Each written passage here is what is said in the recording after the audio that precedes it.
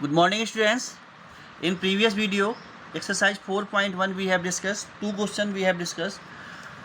Today we will discuss the third question and next questions. Third question is there कि A matrix दी है, A equal to दिया है 1 4 2 2. So here we have to show that कि determinant of 2A is equal to 4 times of determinant of A. Okay तो सबसे पहले हम लोग क्या करते हैं 2A फाइंड आउट कर लेते हैं। 2A फाइंड आउट करने का मतलब ये एक मैट्रिक्स है और मैट्रिक्स में अगर हम 2 से मल्टीप्लाई कराएंगे बेटा तो क्या मिलने वाला है हमको। देखो 2 1 जा 2 2 2 जा 4 2 4 जा 8 एंड 2 2 जा 4। इस तरीके से हमें ये 2A निकाल लिया। अब डिटरमिनेंट ऑफ 2A निकालते हैं तो डिटरमिनेंट लगाने के लिए हमने ये मॉड जैसे साइन लगा दिए, डिटरमिनेंट के साइन लगा दिए। अब हमने क्या किया, इसमें प्रिंसिपल डायगोनल का मल्टीप्लिकेशन कराया तो 4 2 जा 8 हुआ और 8 4 जा कितना हो गया 32, तो माइनस टाइम 32 और इसको कैलकुलेट किया तो आ गया माइनस टाइम 24। ठीक है, तो इस तरीके से हमने डिटरमिनेंट ऑफ 2A की वैल्यू निकाल ली। नाउ अगर हम बात करें डिटरमिनेंट ऑफ A की तो डिटरमिनेंट ऑफ A क्या होगा, तो पहले हमने A जो मैट्रिक्स थी उसको डिटरमिनेंट के फॉर्म में लिख लिया। अब इसमें प्रिंसिपल डायगोनल का मल्टीप्लिकेशन कराएंगे तो प्रिंसिपल डायगोनल के एलिमेंट का मल्टीप्लिकेशन कराएंगे तो 2 1 जा 2 और 4 2 जा 8 तो -8, तो ये आ जाएगा -6। ठीक है, अब हम यहाँ पे 4 times of determinant of A की वैल्यू निकालते हैं तो 4 इंटू डिटरमिनेंट A की वैल्यू क्या निकाली हमने -6, दैट इज इक्वल टू -24। तो हम ये देख पा रहे हैं कि ये वैल्यू और ये वैल्यू दोनों कैसी है, सेम वैल्यू है। तो इसका मतलब हम कह सकते हैं कि determinant of 2A that is equal to 4 times of determinant of A। तो इस तरीके से हमें यहाँ पे क्वेश्चन को प्रूव करना है। ठीक है, 4th नंबर क्वेश्चन ज़रा देखते हैं। 4th नंबर क्वेश्चन में 3 क्रॉस 3 की मैट्रिक्स दी है। ठीक है, 4th नंबर क्वेश्चन में क्या दिया है, 3 क्रॉस 3 की मैट्रिक्स दी है।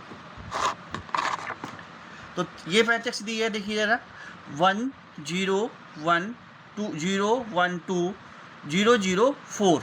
ठीक है, अब हमें यहाँ पे ये शो करना है कि ये determinant of 3A that is equal to 27 times of determinant of A, ये हमें शो कर रहा है। तो हम वैसे ही करने वाले हैं जैसे पहले क्वेश्चन को किया था।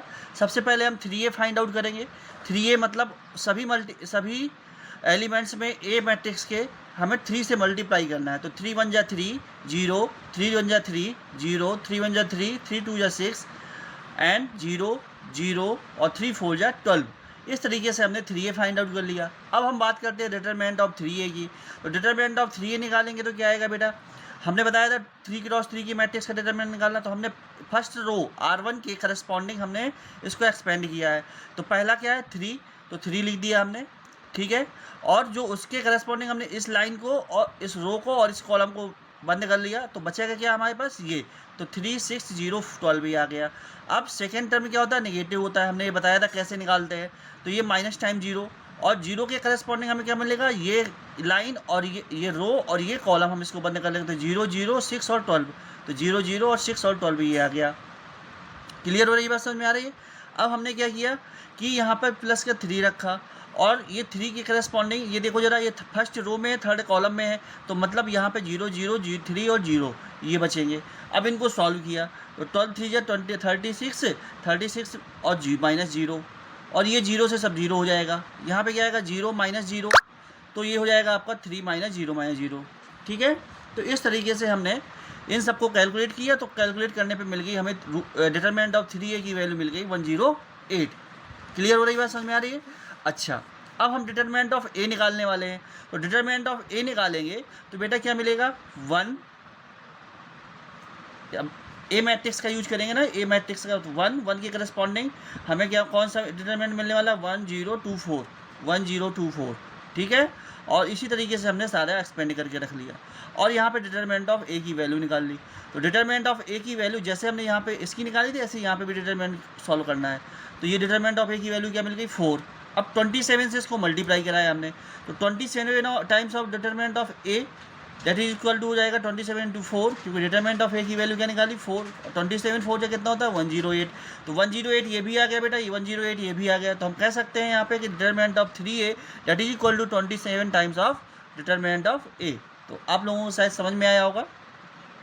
तो बेटा इस तरीके से हमें डिटरमिनेंट किससे रिलेटेड जो भी क्वेश्चन है इनको प्रूव करना है। ठीक है, अब हम लोग नेक्स्ट क्वेश्चन आगे की तरफ बढ़ते हैं। अब आप 5th नंबर और 6 नंबर आप अपने तरफ से लगाइएगा। 7 नंबर क्वेश्चन जरूर देख लेते हैं हम लोग, ठीक है। 7 नंबर क्वेश्चन क्या है बेटा? 7 नंबर क्वेश्चन में ये देखिए, दो मैट्रिक्स दिए हैं, दो डिटर्मिनेंट दिए हैं जो आपस में इक्वल हैं, ठीक है। एक बात याद रखिएगा कि जब हम मैट्रिक्स दो इक्वल दी होती थी, वहाँ पे भी हमने ऐसे ही क्वेश्चन सॉल्व किए थे। तो वहाँ पे क्या था, मैट्रिक्स अगर सेम इक्वल दिए हैं तो फिर हमने वहाँ पे उनके डिटर्मिनेंट, उनके करस्पॉन्डिंग एलिमेंट्स को इक्वल करा दिया था और हमें एक्स की वैल्यू मिल गई थी। एक्स वाई जेड जो भी वेरिएबल्स मिलेगा हमें उनकी वैल्यू मिल जाती है। लेकिन यहाँ पर क्या है बेटा कि यहाँ पर आपको डिटर्मिनेंट जो है अगर इक्वल है तो फिर आपको इनकी करस्पॉन्डिंग एलिमेंट को इक्वल नहीं कराना है, जैसे हमने वहाँ पे कराया था। तो यहाँ पे हमें इनकी डिटरमिनेंट की वैल्यू निकाल करके इक्वल कराना है। मतलब हम इसकी डिटरमिनेंट की वैल्यू निकालेंगे तो 2 1 जा 2 माइनस 5 इंटू 4। ऐसे ही सेम इसके करेंगे तो 2x into x, 2x into x, 4 into 6 minus time. अब 2 minus 20 that is equal to हो जाएगा आपका 2x स्क्वायर माइनस 24, ठीक है। तो 2x स्क्वायर इक्वल टू कितना हो जाएगा, माइनस कर 18 यहाँ से बचेगा और 24 इस तरफ जाएगा तो प्लस का हो जाएगा। तो 2x स्क्वायर इक्वल टू हो गया 6, तो x स्क्वायर इक्वल टू आ गया 3, तो x की वैल्यू क्या मिल गई, प्लस माइनस √3। तो इस तरीके से हम x की वैल्यू, ये बेटा कन्फ्यूजन वाला क्वेश्चन है कि आप मैट्रिक्स में क्या करते हैं, मैट्रिक्स में हम इसी क्वेश्चन में उसके करस्पॉन्डिंग एलिमेंट्स को इक्वल करा देते हैं। लेकिन यहाँ पर हम क्या करना है, यहाँ डिटरमिनेंट अगर दो इक्वल हैं तो फिर हमें उसके डिटरमिनेंट की वैल्यू निकाल करके इक्वल कराना है। और एक बात और बता दूँ मैं कि जब भी डिटरमिनेंट वाली बात आएगी तो डिटरमिनेंट की बात में आपको एक ही सिंगल वेरिएबल मिलेगा। डिटरमिनेंट के क्वेश्चन में क्या मिलेगा, सिंगल वेरिएबल मिलेगा। लेकिन आपको मैट्रिक्स के क्वेश्चन में एक साथ कई सारे वेरिएबल्स मिल सकते हैं। जैसे हमने एक क्वेश्चन देखा था, वहाँ u_v_w_x करके कई सारे वेरिएबल्स थे और वहाँ हमने उसकी वैल्यू निकाली थी, ठीक है। तो लेकिन यहाँ पर हमें क्या है, सिर्फ सिंगल वेरिएबल मिलेगा। जैसे कि इसके सेकेंड पार्ट में भी मैंने एक क्वेश्चन नोट किया है, उसको भी देख सकते हैं आप लोग। तो देखिए -2 टाइम, ये बिल्कुल सेम वैसे ही मैट्रिक्स डिटरमिनेंट दिए हैं, इसको हमें वैसे ही सॉल्व करना है। 5 2 जा 10 और यहाँ पे 3 4 जा 12 हो जाएगा। 5x minus 2 into 3x, 2x into 3 मतलब 6x, तो यह आ जाएगा माइनस टाइम x और यहाँ आ जाएगा -2। तो x की वैल्यू क्या मिल जाएगी, 2। तो इस तरीके से बेटा आप लोगों को क्वेश्चन सॉल्व करने हैं। इससे रिलेटेड जितने भी क्वेश्चन हैं आप लोग सॉल्व करिए, ठीक है। अगर कोई प्रॉब्लम्स आती है तो आप हमसे डिस्कस कर सकते हैं, ठीक है। इसके बाद नेक्स्ट एक्सरसाइज के लिए आप लोगों को एक चीज़ बहुत ज़्यादा ज़रूरी है, प्रॉपर्टीज ऑफ डिटरमिनेंट। डिटरमिनेंट की कुछ प्रॉपर्टीज़ हैं, उन प्रॉपर्टीज़ पे आज हम फोकस करेंगे। पहली प्रॉपर्टी है कि वैसे बेटा जैसे हमारे पास कोई एक मैट्रिक्स ए है और उस मैट्रिक्स का हम ट्रांसपोज निकालते हैं। क्या निकालते हैं, ट्रांसपोज निकालना मैंने आप लोगों को बताया था, शायद याद हो, कि हम रो को कॉलम में और कॉलम को रो में कन्वर्ट कर देते हैं। तो इस तरीके से हम किसी भी मैट्रिक्स का ट्रांसपोज फाइंड आउट करते हैं। अच्छा, अब हम किसी भी मैट्रिक्स के ट्रांसपोज का अगर हम डिटरमिनेंट निकालते हैं तो वो क्या होता है, उसी डिटरमिनेंट के इक्वल होता है। ये पहली प्रॉपर्टी है। क्या है कि determinant of the transpose of any matrix always be equal to the determinant of the given matrix, ठीक है। ये पहली प्रॉपर्टी है। दूसरी प्रॉपर्टी ये है बेटा कि जैसे कोई भी एक मैट्रिक्स दिए ए, उसका डिटरमिनेंट फॉर्म होगा ये, उसका डिटरमिनेंट फॉर्म क्या होगा, 1 2 3 4, ठीक है। इसका डिटरमिनेंट फॉर्म ये होगा। अब हम R1 को R2 में और R2 को R1 में रिप्लेस कर सकते हैं। मतलब किसी भी रो को, किन्हीं दो रो को इंटरचेंज कर सकते हैं या किन्हीं दो कॉलम्स को इंटरचेंज कर सकते हैं। जैसे मैंने यहाँ पर रो को किया है, सेकेंड रो को फर्स्ट रो बना दिया और फर्स्ट रो को सेकेंड रो बना दिया। तो इस तरह से इसमें हम इंटरचेंजमेंट कर सकते हैं, ठीक है। तो ये दूसरी प्रॉपर्टी हुई। अच्छा, तीसरी प्रॉपर्टी की बात करते हैं हम। तीसरी प्रॉपर्टी बेटा ये है कि अगर किसी भी डिटरमिनेंट के किसी भी एक पूरे रो, किसी भी रो या किसी भी कॉलम के सारे एलिमेंट क्या हो जाए, 0 हो जाए, तो उस डिटरमिनेंट की वैल्यू हमेशा क्या होगी, 0 होगी। क्या होगी, 0 होगी, ठीक है। अच्छा, ये थर्ड प्रॉपर्टी थी। फोर्थ प्रॉपर्टी बेटा ये कहती है कि अगर हम किसी भी डिटरमिनेंट के किसी भी दो रो की, किन्हीं 2 रोज की अगर सारे एलिमेंट सेम हो जाएं या किन्हीं दो कॉलम्स के सारे एलिमेंट क्या हो जाए, सेम हो जाए, तो उस कंडीशन में हम कह सकते हैं कि ये इसकी वैल्यू, इस डिटरमिनेंट की वैल्यू 0 होगी। जैसे यहाँ पे हम देख पा रहे हैं कि 1 2 1 और 1 2 1। तो ज़रा देखिए आप, फर्स्ट रो और थर्ड रो, इन दोनों रो के क्या है, जो एलिमेंट्स हैं वो सेम है। तो इसलिए इस डिटरमिनेंट की वैल्यू क्या हो जाएगी बेटा, 0 हो जाएगी। क्लियर। अच्छा, अब बात करते हैं स्केलर मल्टीप्लिकेशन की। फिफ्थ प्रॉपर्टी है कि अगर हम स्केलर का मल्टीप्लिकेशन, जैसे हमने देखो पहले हमने वहाँ पे स्केलर का मल्टीप्लिकेशन अभी भी हम वहाँ पे करा के आए थे पिछले क्वेश्चंस में। तो किसी भी मैट्रिक्स में अगर हमने किसी भी स्केलर से मल्टीप्लाई कराया तो हमने क्या किया, उसके सारे एलिमेंट में उससे मल्टीप्लाई कराया है, मतलब सारे एलिमेंट में मल्टीप्लिकेशन। लेकिन अगर हम बात करें किसी डिटर्मिनेंट में, अगर हमें किसी स्केलर से मल्टीप्लाई करना है तो हम इस स्केलर का मल्टीप्लिकेशन किसी एक रो में करेंगे या किसी एक कॉलम में करेंगे। किसी भी रो किसी भी कॉलम में कर सकते हैं, ये ध्यान रखिएगा। जरूरी नहीं है कि मैंने फर्स्ट रो में किया तो आप फर्स्ट रो में ही करें, आप सेकेंड रो में भी कर सकते हैं, फर्स्ट कॉलम में भी कर सकते हैं, सेकेंड कॉलम में भी कर सकते हैं। मतलब कहने का ये है कि ये जो 3 स्केलर है, इस स्केलर का मल्टीप्लिकेशन इस डिटरमिनेंट के सारे एलिमेंट के साथ ना होकर किसी एक रो के एलिमेंट या किसी एक कॉलम के एलिमेंट के साथ में होगा। जबकि यहाँ पे हमने देखा था कि हम अगर किसी भी मैट्रिक्स में किसी भी स्केलर से मल्टीप्लिकेशन कराते हैं तो हमें क्या मिलता है कि वहाँ पर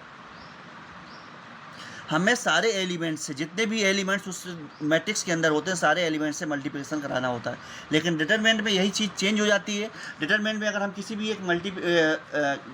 एक स्केलर से अगर मल्टीप्लाई करते हैं तो हम उसका मल्टीप्लिकेशन किसी एक रो या किसी एक कॉलम के साथ में करते हैं। ठीक है, तो इस तरीके से आपको याद रखना है इस प्रॉपर्टी को। अच्छा, यही चीज़ ऐसे है कि जैसे मान लो मैंने एक यहाँ पे मैट्रिक्स लिख दी, इस मैट्रिक्स में 3 6 9 8 4 12 ये इस तरह से दिया हुआ था। हम यहाँ पे देख रहे हैं कि एक कॉलम में 3 6 9 है, इसमें से 3 कॉमन निकाल सकते हो। तो हमने देखो 3 कॉमन निकाल लिया बेटा।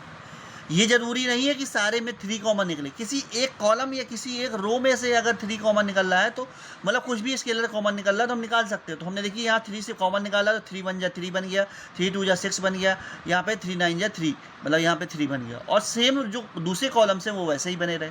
अच्छा, अब हम यहाँ पे ये भी देख रहे हैं कि बेटा कि इसमें जो दूसरा कॉलम है उसमें 4 भी कॉमन है, तो उससे हमने क्या किया, 4 भी बाहर निकाल सकते हैं। और जो मल्टीप्लिकेशन जो हमने स्केलर बाहर निकाले हैं उनका आपस में क्या हो जाएगा, मल्टीप्लिकेशन हो जाएगा।